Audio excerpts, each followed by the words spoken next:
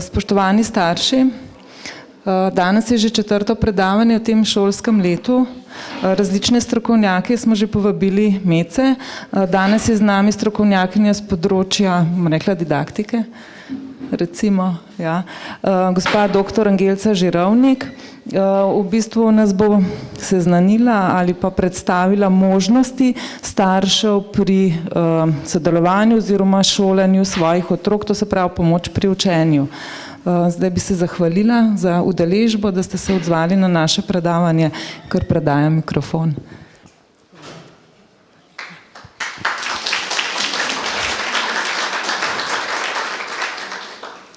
Torej, spoštovani starši, lep pozdrav. Vedno sem vesela, kadar je veliko staršev, ki se zanimajo za izobrazbo svojih otrok. Namreč izobrazba danes veliko pomeni. Če jo nimamo, je košček kruha mnogo manjši, kot pa zlasti še v bodoče, tudi za naše otroke velja, če bodo dosegli določeno izobrazbo in bo nekako lažje tudi ekonomsko napredovanje. Pa izobrazba ni samo to, da bi gledali samo ekonomsko kategorijo, tudi bogastvo življenja.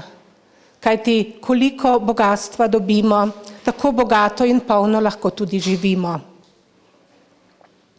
In kdo od staršev si ne bi želel, da bi njihov otrok resnično polno zaživel, da bi razvil vse svoje potenciale.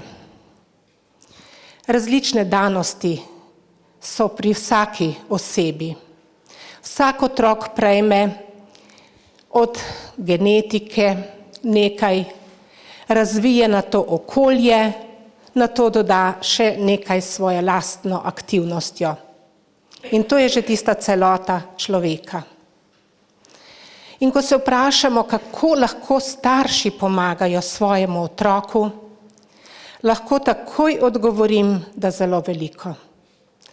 Da so starši najbolj odločilni pri napredovanju otrokove osebnosti, v učnem in tudi širšem osebnostnem razvoju. Vendar kdaj se začenja učenje? Tako rekoč od rojstva. Ampak tisto šolsko učenje, na katerega smo pa bolj pozorni, se pa začne že v predšolskem obdobju. Da bo lahko otrok zgovoren, da bo imel bogat besedni zaklad, da se bo lažje opismenjeval. Je potrebno že v predšolskem obdobju, da mu berete, recimo, da se nauči poslušanja. Poslušanje se že nauči otrok v predšolskem obdobju, na to se to nadgrajuje. Velikokrat tožite sami potem starši, joj, otrok ne zna poslušati, učitelj jo toži, ne zna poslušati. Ampak tako preproste stvari so prav za vajo učenja. Recimo večerno branje, lepih literarnih tekstov, besedil.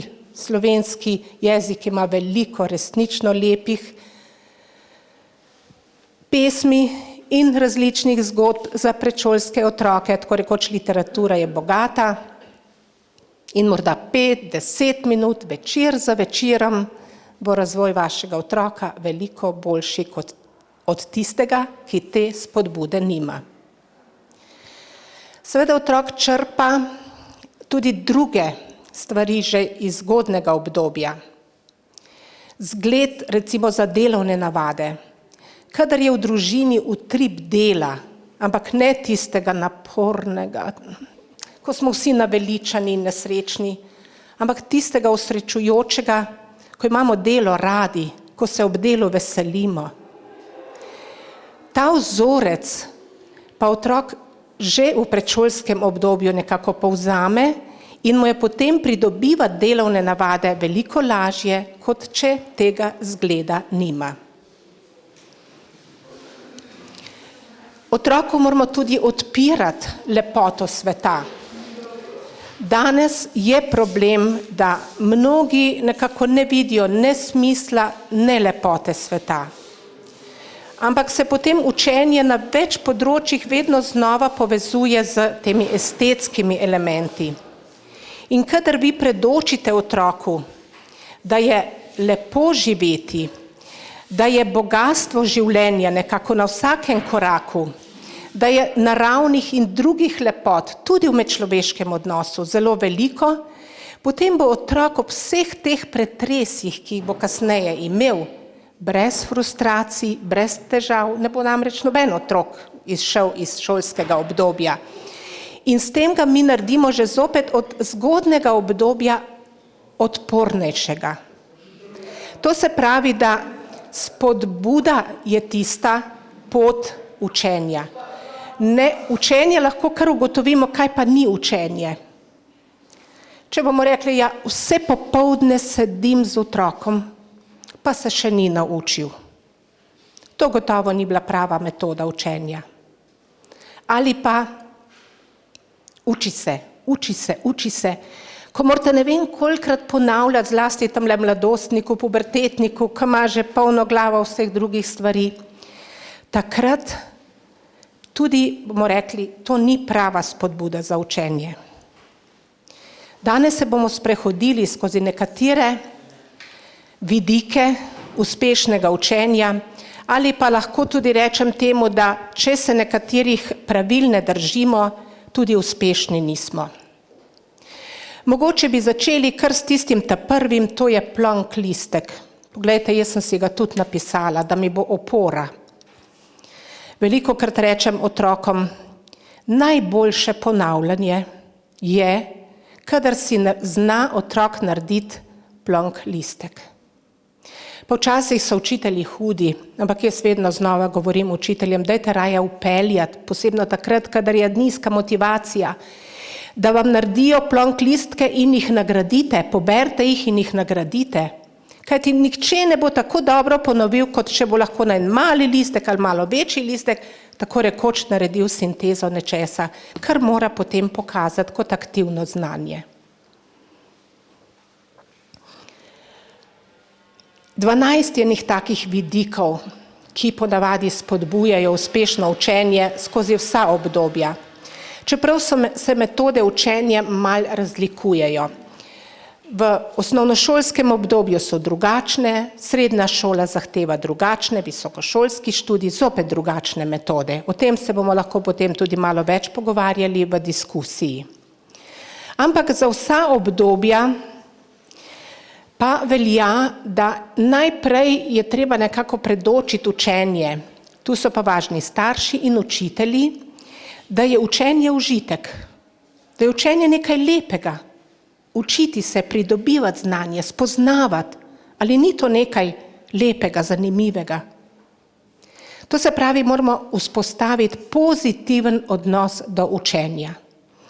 Ne to, kar je bilo nekaj časa tako v modi, je ubogi otroci, so preobremenjeni, je to in ono, pa se ne morejo ali pa se nočejo učiti ali pa odklanjajo ali pa vsi skupaj potem odklanjamo učenje. Ne, učenje je nekaj zanimivega in lepega. Potrebno je tudi od vsega začetka, ko se otrok uči, paziti, kako je otrok prehranjen. Če pride otrok lačen v šolo, da ničesar ne zaužije, verjetno vsi veste, da potem pade sladkor v krvi. In malo znižen sladkor v krvi je slaba koncentracija, je slabši priklic. Potem se ne more tako hitro spomniti, pravimo, asociativno mišljenje ne funkcionira tako, kot bi moralo. To se pravi, da je potrebno, da starši poskrbite za prehrano. Če ne more zajtrkovati, morda vsaj skodelico čaja ali nekaj sladkega, da popije, potem že dobi tisto energijo, ki jo bo potem potreboval, da bo zbrano delal v šoli. Nadalje podkrepitve, da otrok podčrta, da si izpiše morda kakšno besedo, da uporablja barvne svinčnike. To deluje na spomin, izboljša spomin. Spet deluje na asociativno mišljenje, spet je boljši priklic. Danes v šoli zbiramo točke, čim več jih je, tem boljša je ocena, tem boljša je možnost prehajanja iz ene stopnje v drugo. Nadalje je treba imeti, zlasti ko se nekako razredi višajo, to se pravi predvsem že v višjih razredih, pa potem tudi naprej v srednji šoli, da imamo eno rdečo nit skozi učno snov. Čeprav je to včasih težko doseči. Jaz velikokrat priporočam, da najprej uporabijo, posebno tisti, ki nekako težko pristopijo k učenju, da snov preberejo, nato jo odložijo. Že to pušča tako imenovane engrame ali odtise. In otrok nima občutka, zdaj se moram pa učiti, ampak je nekaj preberi, pa odloži. Velikokrat so potem sposobni prebrati, odložiti. Kasneje, ko se morajo pa aktivno, ko morajo pač to znanje spraviti do te stopnje, da bo znanje aktivno, da ga bodo lahko tudi izkazali, bo mnogo hitreje tak otrok usvojil to učno snov. Nadalje je potrebno, da je pri nekateri snovi, kot je recimo matematika, papir in svinčnik, pravimo tej metodi. Nič drugače. Vaja za vajo. Ne moramo se je naučiti ne na pamet, ne moramo se je naučiti ne na kakšen drug način, papir in svinčnik. In nikjer ne tolerirajte, kadar bo rekel otrok, ne, jaz pa ne bi delal teh vaj. Vaje pri matematiki, potem pride še fizika, kemija, nekaj tega, je nujno potrebno, da je papir in svinčnik in s tem bo znanje tudi pri vsakem prišlo. Seveda pa recimo za matematiko je potrebno osnovo zopet narediti že prej. Jaz se velikokrat srečam, da že recimo 5., 6. razred pravijo učitelji, nikamor ne gre, starši so obupani, nikakor ne napreduje, ampak je bister otrok. Pa pregledam to osnovno, ali zmore seštevati, odštevati, množiti. In velikokrat so že pozabili poštevanko, potem pa naj bi množili, delili, pa procenti, pa ulomki, je razumljivo, ne more jeti. Pozabljanje je zlasti na nižji stopni zelo veliko. In je neke prekinitve, kot so počitnice, so včasih tako usodne, da recimo iz 1. v 2. razred, ali pa oziroma iz 2. v 3. razred, če je otrok že bral v 1. razredu, pa prenehate za 2 meseca, bo potem skoraj moral začeti v 2. razredu ali pa v 3. razredu. To se pravi, daljša prekinitev ne sme biti. Predvsem na jezikovnem in na matematičnem področju. In kaj je najboljše proti temu? Da otrok zljubi knjigo. Jaz pravim, naj bo knjiga tvoja prijateljica. Vsak dan malo. Lahko je strip, lahko prebere vam v časopisu, naslove, ko vi nekaj delate, ko gospodinite. Ali karkoli, skratka, srečati se mora vsak dan s knjigo. Kot zobno ščetko, ki jo nesemo s seboj, kamorkoli gremo, tako naj knjiga spremlja tudi otroka. Če nas bo tudi odrasle spremljala, bo to še zgled zraven in otrok bo vzel to kot nekaj čisto naravnega. Tudi na matematičnem področju je zopet tisto, ko moramo nekako poštevanko, seštevanje, odštevanje, to lahko delamo mimo grede, včasih v avtomobilu, ko se vozimo ali kakorkoli, pa že utrdimo tisto temeljno snov, na katero se kasneje vse gradi. Če to manjka, bo potem učni neuspeh gotovo sledil. Tudi bioritem je pomemben. Ali ima otrok, oziroma ali mu pomagamo, da odkrije svoj bioritem? Kdaj je tisti čas, ko se najlažje uči? Nekdo zvečer, nekdo takoj, ko pride domov iz šole. Ni pravila, zelo različni smo ljudje. Nekako posvetite se otroku, pa boste skupaj z njim sorazmerno kmalu odkrili, kdaj je tisti optimalni čas, ko se nauči najhitreje. Kajti učenje za šolo je sicer danes treba kar veliko, ampak otroku ne sme odvzeti igre, ne smemo odvzeti tistega nujnega bivanja v naravi ali zunaj, ali s sošolci, ali z vrstniki, na ulici ali kjerkoli. Skratka, otrok potrebuje tudi sprostitev. To se pravi, da je potrebno tako izrabiti ta optimalni čas, da ima otrok vendar še za vse drugo dovolj časa. In praviloma, recimo 3 ure, včasih so tudi 4, je tisti maksimum. Večina, recimo v nižjih razredih, posebno zdaj, seveda, če je otrok še v varstvu, že naredi tam 3/4 je morda pol urce še neke intelektualne telovadbe doma. Sicer pa v višjih razredih se pa potem ta čas kar stopnjuje. Tako da ostane nekako 3-urno učenje po raznih raziskavah kar eno povprečje. Ni to nekaj nenavadnega. Nekdo se nauči malo hitreje, ampak učenje moramo vzeti vse. Vse, kar naredi za šolo. Tudi ko nekaj, kaj jaz vem, dela neke modele, nekaj raziskuje, išče po računalniku, vse to je učenje. Vse to skupaj. Samo če se štejemo pouk, pa to učenje je še vseeno ostane kar veliko časa. Ampak veliko otrok, ki ne odkrije tega svojega bioritma, pa gre najprej ven, pa ne more priti noter, pa morda pride šele zelo pozno, ko je že ves naveličen, ves utrujen, ves, bomo rekli, ob osnovno energijo in zdaj naj bi pa delal zbrano, hitro, učinkovito. Ni mogoče. To se pravi, da moramo malo poštudirati, kdaj bo tisto optimalni čas, ali bo vsaj en del naredil takoj, ko pride domov iz šole, ali pa kmalu, pa potem nekaj sprostitve, pa potem še tisti del, ki ga morda potrebuje, da opravi vse to, kar je potrebno za učinkovito učenje oziroma učinkovito funkcioniranje v šoli, pa tudi za tiste ocene, ki so danes pogoj za napredovanje. Velikokrat se otroci pravijo, jaz saj že znam.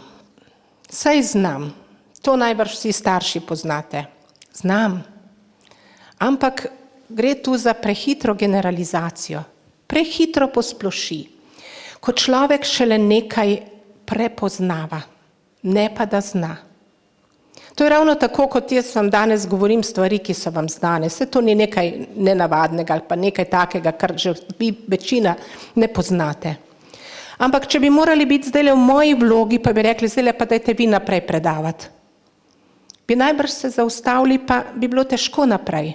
Tako se pri otroku včasih zgodi.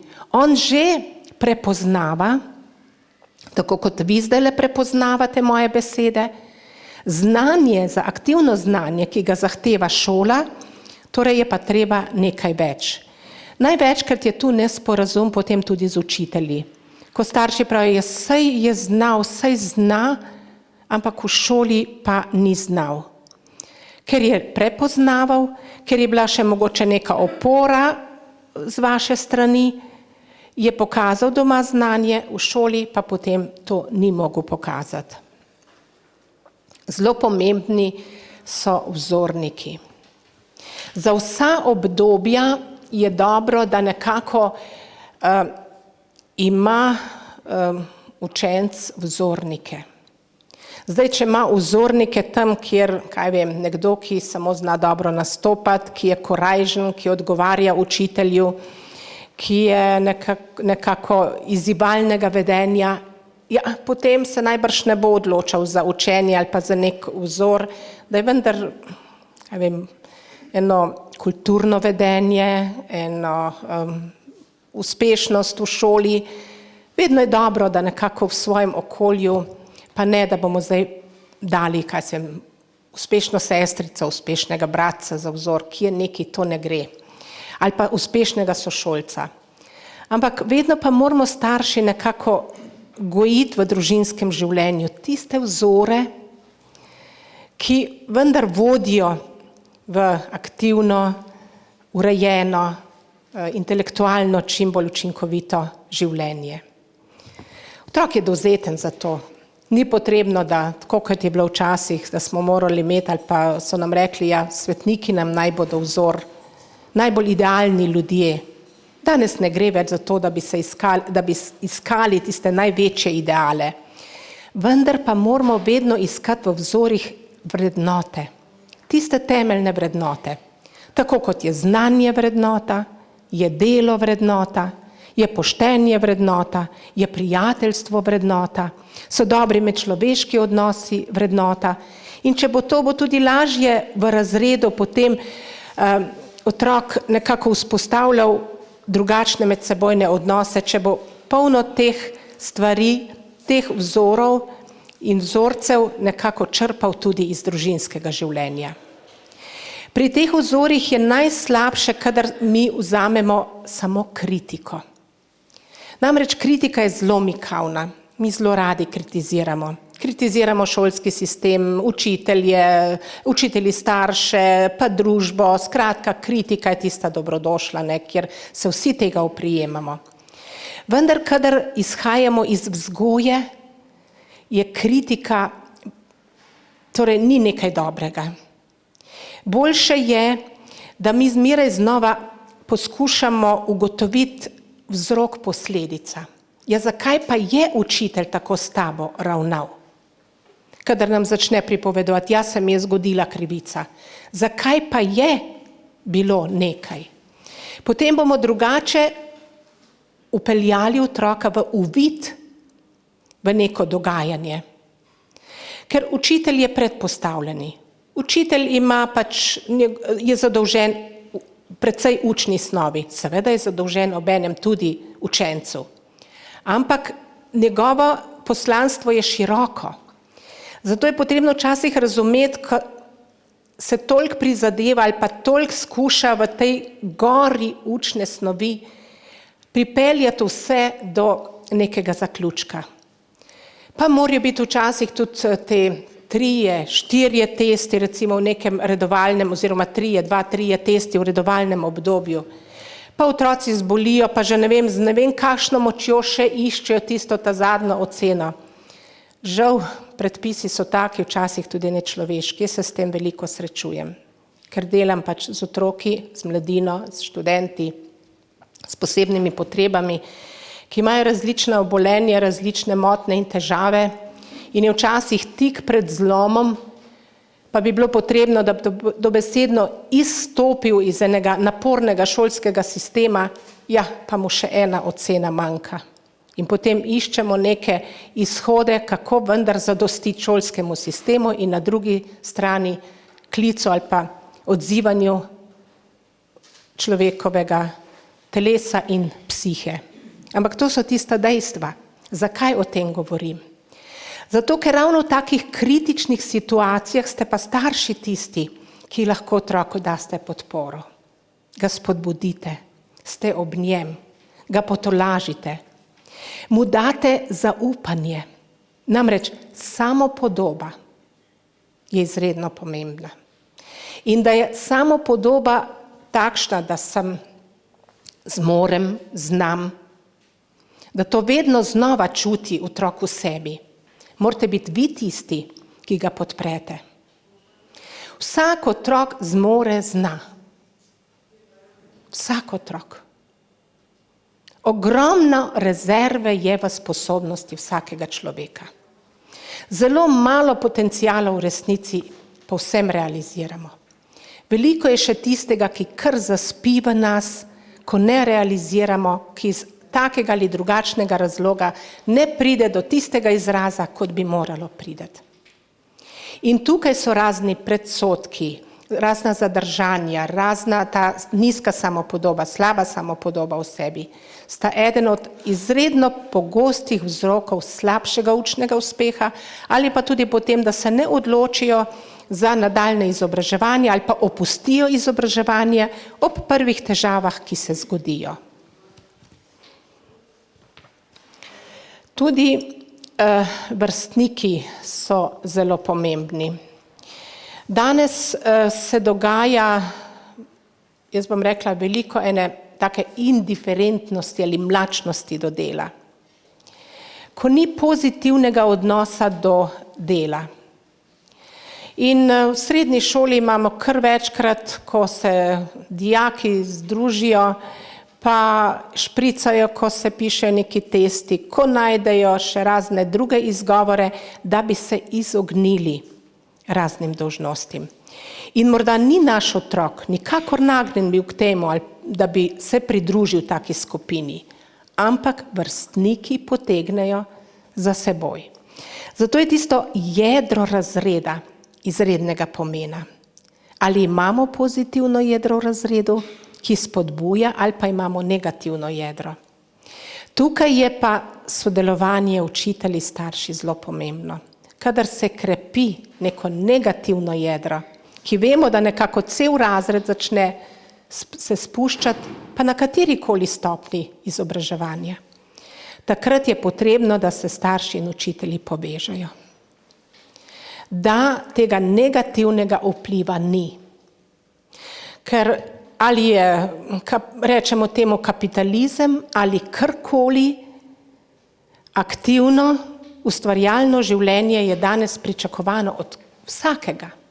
In mi ne moramo nekako pričakovati, da bojo naši otroci morali kaj manj napora dati v življenje, kot ste ga vi. Morda še večja borba bo, še več bo potrebno znanja, še več raznih inovacij, na katere se bodo morali privajati.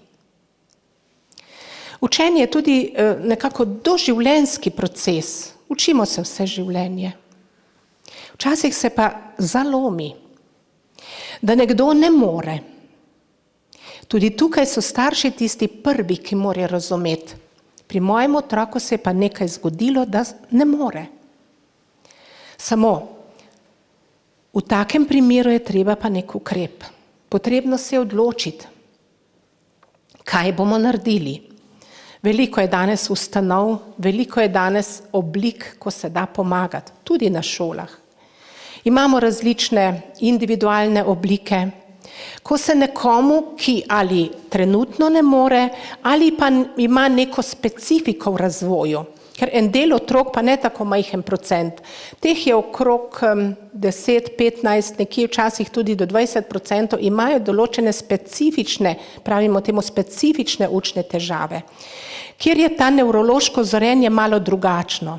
To so prehodne težave, ki minejo, ampak v tistem času, ko ne dosega učnega uspeha, tako kot bi ga za svojo starost mogel, takrat je pa nujno potrebno, da priskočijo te strokovne ustanove ali pa nekje strokovno zraven, da premaga to razvojno posebnost. Potem so to ponavadi zelo perspektivni ljudje, jaz imam ogromno teh izkušenj in moram reči, da so to čudoviti, uspešni, če pa jim ne bi bilo dano, recimo v določeni obliki ta pomoč, bi pa marsikdo zaradi teh frustracij, ki jih je doživljal, zaradi neuspeha, zaradi občutka, da ne zmore, da ni znal, zaradi zasmehovanja vrstnikov, morda nejevolje staršev ali še kaj, se veste, da tukaj se, kadar smo neučinkoviti, je polno ljudi, ki bi se okrog tistega še majčken prizadeli, ne pa dvignili, ker namreč v tem smo veliko šibkejši, dvigati človeka v nemoči. Ampak obratno, ljudje smo takšni, da velikokrat še potlačimo tistega, ki ne more ali pa ki ima neko oviro. In tukaj je potrebno zmeraj znova gojiti optimizem. Starši ne smete biti nikoli pri svojem otroku pesimistični. K učnim metodam sodi tudi optimizem. Upanje, saj bo šlo, dajmo, ne brez dela. Brez dela ne gre, ampak korak za korakom. Ta postopnost je ena od pomembnih metod. Ne vse naenkrat, postopno, pa morda na malo daljši cilj, za malo daljše obdobje, ampak vse to se potem da narediti. Tudi neustrezne socialne vloge. Otroci se velikokrat izberejo na tako neustrezno socialno vlogo. Čeprav tisto tako socialno vlogo, ko jaz včasih naletim na kakšne take mlade, zlasti recimo srednje šolce, ko se mu ne da kaj dosti učiti, ampak upanje ali pa goji pa visoke ideale, kaj vse bi dosegel. Ampak učil pa se ne bi. Potem ga pa jaz vprašam, ja dobro, snažilk manjka, rečem deklici, saj če se nimaš volje za učenje, če se te ne ljubi učiti, tukaj manjka tega kadra, boš pa snažilka. Ali pa kakšnemu fantu, koliko je teh del na cesti, ko ni treba nobenih kvalifikacij, boš dobil delo. A veste, kaj se mi, bom rekla, 99% se mi zgodi, kar iz stola vzrastejo. To pa ne, snažilka pa ne bom, on ne, delavec pa ne bom. To se pravi, da on bi dosegel neko izobrazbo. Želi si izobrazbe, ampak da je za to treba delati, tisto pa marsikdo v svoji zlasti mladostniški krizi. In tu smo pa že pri tistem mladostniškem obdobju, ko je ponavadi za učenje, nekako imate starši včasih največ težav, ko se vam vaš mladostnik upre na vsej črti. Nekako v vedenju, pa tudi v učenju, ko ima vedno prav, ko se svet okrog njega vrti, ko nekako teže razume vaše zahteve. Takrat se tudi pojavi tako imenovani zaviralni individualizem. On je središče vsega, on ve, on bi odločal. Ampak žal, zorimo počasi. Vsak otrok tudi zori počasi, nevednost se počasi premaguje.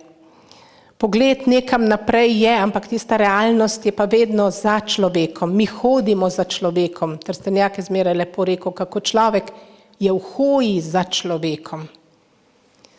Vedno bi nekaj, ampak tista realnost, ki jo pa dosegamo, smo pa zmeraj en korak za tem.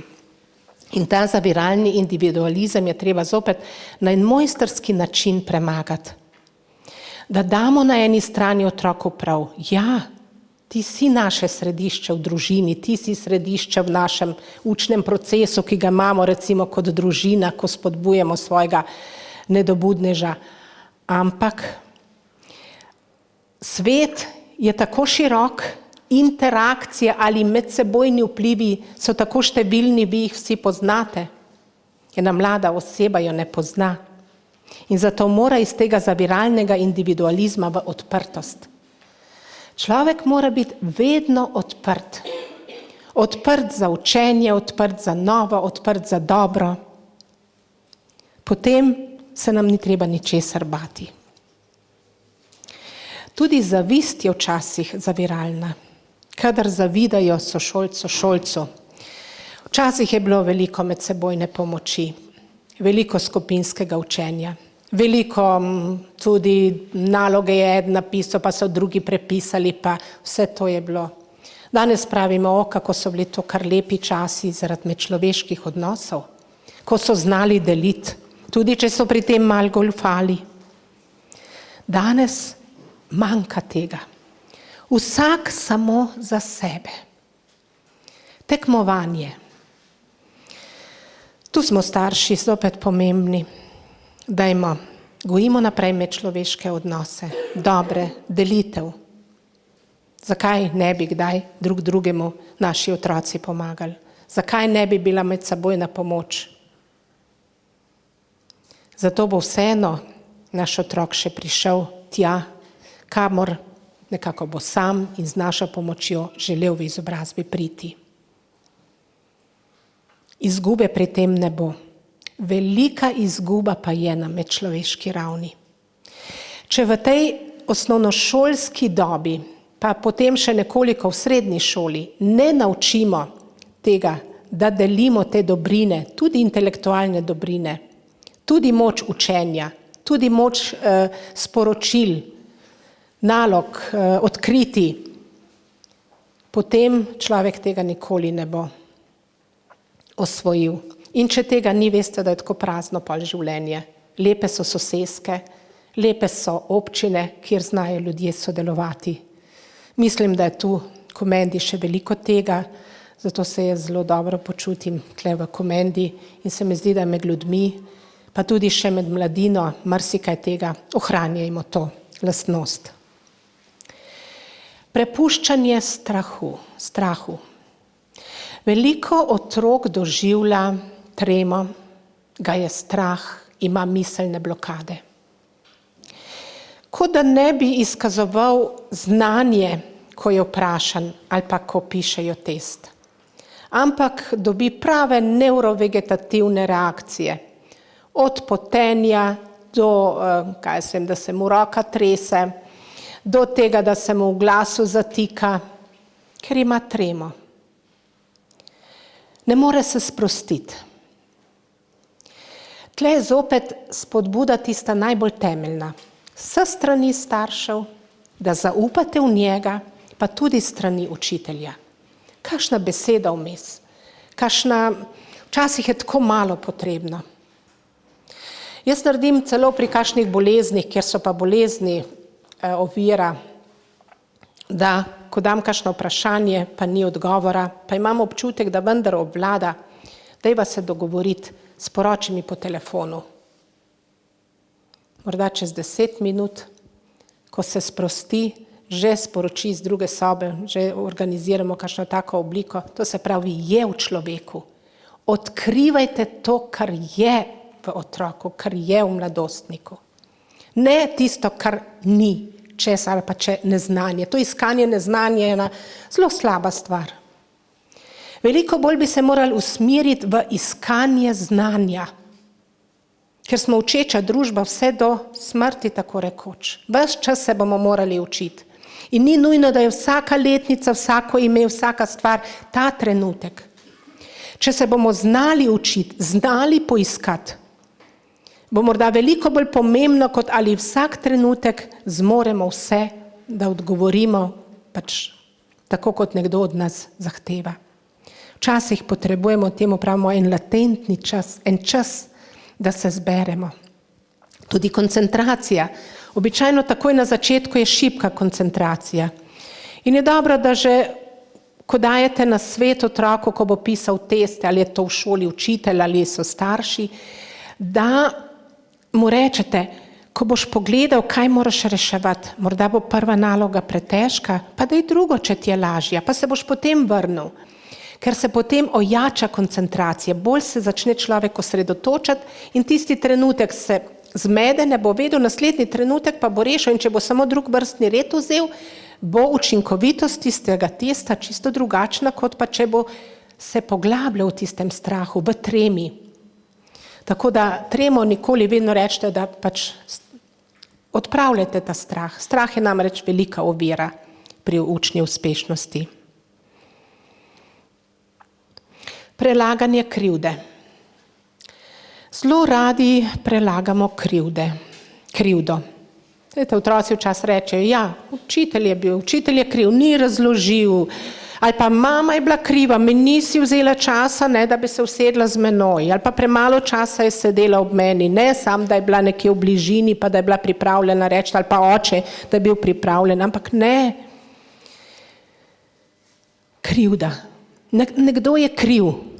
Ali pa so šolci, ali karkoli, nekdo me je zmotil, posebno tisti, ki imajo recimo, so malo hiperaktivni, malo nemirni, imajo malo šibkejšo koncentracijo. Ja, to me je zmotilo, ono me je zmotilo, so šolci je kriv. Prelaganje krivde. To ni rešitev. To se pravi, mi moramo zmeraj znova ne iskati krivca. Ti moraš pokazati, kaj znaš. Jaz verjamem v tebe, vem, da znaš, da zmoreš, da si dovolj bister. In boš tudi naredil, sam brez dela pa ne bo, brez truda pa ne bo. Tudi v šoli se ti moraš potruditi, če je preveč moteč razred, potem povej učiteljici, pa če boste pisali ali pa nekaj delali, pa pojdi malo bliže, prosi za prvi sedež ali kakorkoli, če ima nekdo težave. V takem primeru je zmeraj dobro, da je ta komunikacija z učiteljem, ker se potem marsikaj da urediti. Nadalje izklapljanje. Veliko otrok se dobesedno izklopi. Kar nekje drugje so misli. Veste, polno je zanimivega okrog nas, polno je otroci, malo pogledajo skozi okno, malo zaškreblakje in se izklopi. Ali pa doma, ko se uči, ja, kje vse so misli, samo tam ne, kjer bi morale biti. Pa da se lažje osredotočimo, da lažje nekako se učimo, je včasih dobro, da starši naredimo malo obreda. Zahtevamo, daj usedi se, uči se lepo ob mizi. Pa mu morda pripravimo čaj ali nek napitek, limonado. Morda včasih, ko izgublja že energijo, pa ima še za narediti nekaj naloge, pa nima več moči. Vas bom pri tem vprašala, kaj naredite vi, če greste v hribe? Že kako se zavarujete, da ne bi omagali nekje sredi ali pa da ne bi dosegli koče ali vrha. Običajno imate vitrgin v žepu. Kolikokrat je kakšnemu, recimo jaz imam izkušnje z dijaki, pravim, daj mej, ker pravim, nimam moči do konca, predolg test je. Ja, daj si v žepen vitargin, pa vmes vzemi, to je grozdni sladkor, se hitro pretaplja, se tvoj že organizem na to deluje, pa bo morda par vprašanj več boš rešil. Zakaj ne? Vse to so pripomočki, ki jih uporabljamo za obče življenje, ja, a za učenje pa ne. Ravno tako. Vse to so stvari, na katere moramo biti pozorni, ker potem smo učinkoviti pri učenju. Umik v lagodnost. Tudi to je ena od tipičnih stvari, ki se nam največkrat dogaja v obdobju mladostništva. Ko mladostnik odrašča, takrat se mnogi nekako umaknejo v nekakšno lagodnost. To je nekaj naravnega. Ne obsojajte svojih otrok, ko se bodo začeli umikati v neko lagodnost. To je tudi znak, da se zdravo razvijajo. Ampak na drugi strani seveda tega umika se ne moramo privoščiti kaj daljši čas. Sorazmerno hitro se mora zopet aktivirati, zopet biti aktiven. Lagodnost, potreba po lagodnosti je treba razumeti, ne jo pa podpirati in pa seveda predolgo časa ne sme trajati. Nezadovoljene potrebe so tudi velikokrat razlog, da je otrok neučinkovit pri učenju. Kaj pa so naše potrebe? Najprej so te fiziološke potrebe po počitku, po hrani, o hrani smo že govorili, tudi počitka potrebuje dovolj vsak mlad organizem. Če bo tamle pri računalniku ali pa pred televizorjem do polnoči, pa potem zjutraj ob 7 bo moral vstati, je to kar malo premalo spanja. To se pravi, da bo treba tiste večerne, tisto gledanje televizije ali pa računalnik majčkeno ugasniti ali pa preprečiti. To se pravi, počitka mora biti dovolj. 8, nekako nekateri rabijo tudi 9 ur, nekateri malo manj ali pa konec tedna se zopet organizem malo bolj obnovi, ampak vendar premalo počitka, ki ga imajo mladostniki predvsem zaradi tega, ker so dolgo na računalniku ali pa na televiziji, to moramo pa nekako, ta poseg je pa nujen s strani staršev. Nadalje je človekova potreba ne le fiziološka, tudi po občutku varnosti. Če boste vi, oziroma da bo otrok pričakoval, če bo dobil slabo oceno, da ga boste kaznovali, da ga boste zelo prizadeli, da bo izgubil nekako vašo naklonjenost, potem ni tega pravega občutka po varnosti. Vsak otrok, oziroma še bolj potem mladostnik, tako rekoč do odrasle dobe potrebuje varnost. Varnost v družini. Da lahko pride pred vas starše s kakršnim kolim, recimo stisko, neuspehom, s čemerkoli. Ker edino na tak način ta občutek varnosti ga bo delala trdnejšega v vsej tej interakciji z drugimi ljudmi, z učitelji, s vsemi tistimi, kjer pač mora zadostiti te potrebe. Tako da je ta občutek, da ima varen dom, izredno pomemben. Zdaj, ali sta lahko oba starša tista trdna, ali pa vsaj en starš, kadar nista pripravljena oba dajati tega trdnega zavetja otroku. Tudi potreba po ljubezni je tista osnovna. Otrok mora čutiti, da je sprejet, takšen kot je, bolj ali manj učinkovit. Ko bo imel ta občutek, bo lahko dajal veliko več od sebe. Zato ljubezen je ena od takih temeljnih potreb v odraščajočem celotnem obdobju. In to šolanje, tako rekoč v tistem najbolj aktivnem obdobju rasti in zorenja, in takrat potrebuje otrok tudi največ te ljubezni. To, da ga ima ta starša rada, pa tudi ne samo starša, tudi učitelj. Če zna učitelj malo dati te emocionalne note k pouku, da ima rad svoje učence.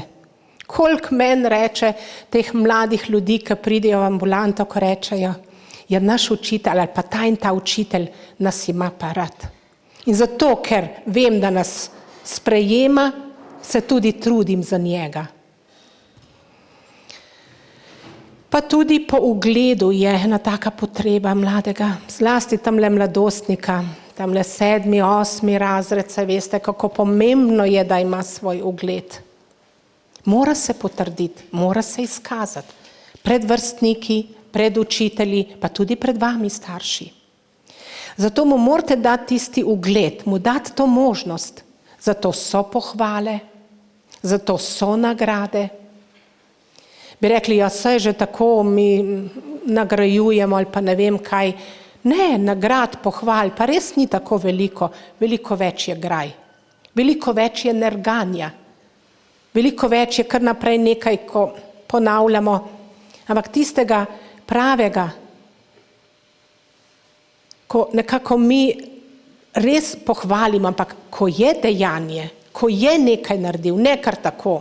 To otroci hitro pogruntajo, kadar mi malo igramo za to, da bi ga na hitro odpravili.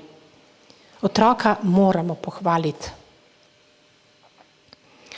Včasih se sprašujemo, kako dvigniti motivacijo za učenje.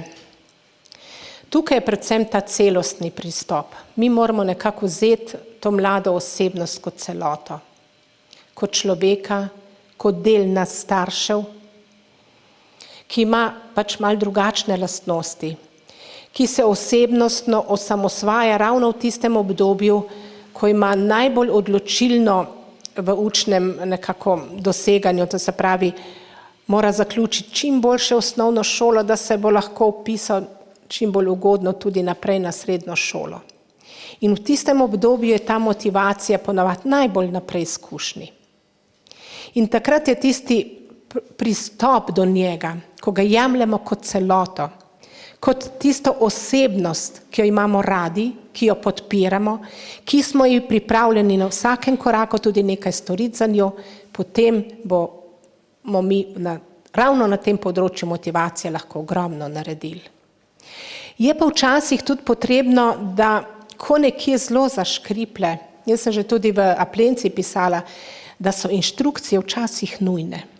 Inštrukcija ni nekaj, kar je danes samo, bom rekla, da je to podpiranje lenobi ali pa recimo je to ena učna nezmožnost ali pa pomanjkanje inteligence, nikakor ne. Velikokrat se mladi v tej gori učne snovi izgubijo, bom rekla, pod narekovajem. In takrat je treba včasih poklicati nekoga, morda par ur, pa bo splaval, pa bo potem delal sam. Gotovo pa tiste inštrukcije, ki so, kaj vem, leta in leta, ko niti ne preverite ali naredi naloge, ki jih da še inštruktor zraven, tako rekoč trošite denar, no seveda tistih inštrukcij raje ne uporabljate, ampak včasih pa je potrebna tudi takšna oblika, ker so pač učni programi sorazmerno zahtevni, vedno bolj. Učna snov tudi učitelji na različne načine razložijo, včasih bolj temeljito, včasih manj. Pozornost otrok je različna, včasih presliši 3/4 ure, pa gre nekaj mimo njega, potem se pa sam težko nauči. In je takšna inštrukcija tudi ena pridobitev časa, ker da se sam prebije skozi recimo matematično snov ali pa včasih fizika, kemija je tudi tako težka, da potrebuje nekaj takega, ali pa tudi tuj jezik je velikokrat takšen, za otroka takšen, da ga nekako ne more začutiti tako hitro, zlasti če ni slušni tip, da bi potem sam preko knjige pridobil toliko. V takem primeru je ena inštrukcija čisto dobrodošla.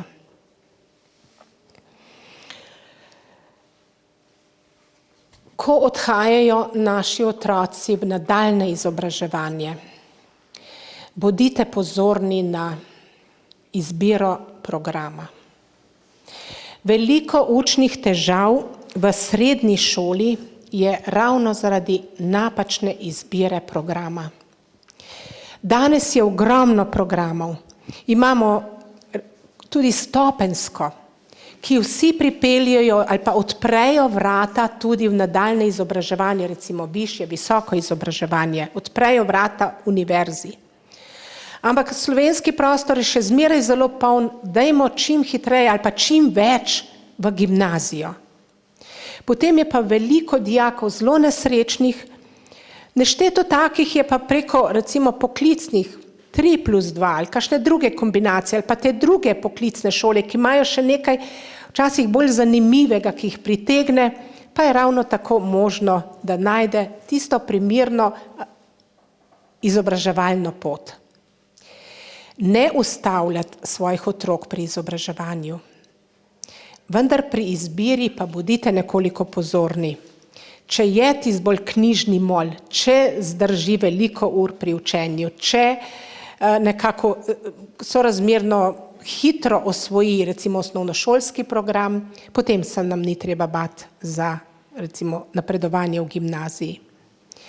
Če pa že v osnovni šoli nekako so predmeti, zlasti matematično-jezikovni, ki povzročajo nekoliko več težav, je pa včasih boljša tudi ta druga pot.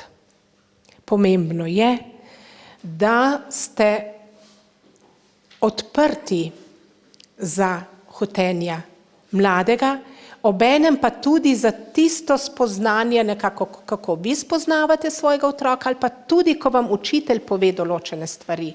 Iz tega skupaj nekako najdemo dobro poklicno usmeritev ali pa dobro poklicno spoznanje. Ker ura zelo hitro teče in smo na začetku rekli, da naj bi bilo to predavanje na uro, bi jaz zdaj s tem en tak prelet skozi učenje zaključila, vendar pa imamo še vsaj malo časa, da še kaj vprašate, pa še z vprašanji oziroma s pogovorom dopolnimo to srečanje. Prosim.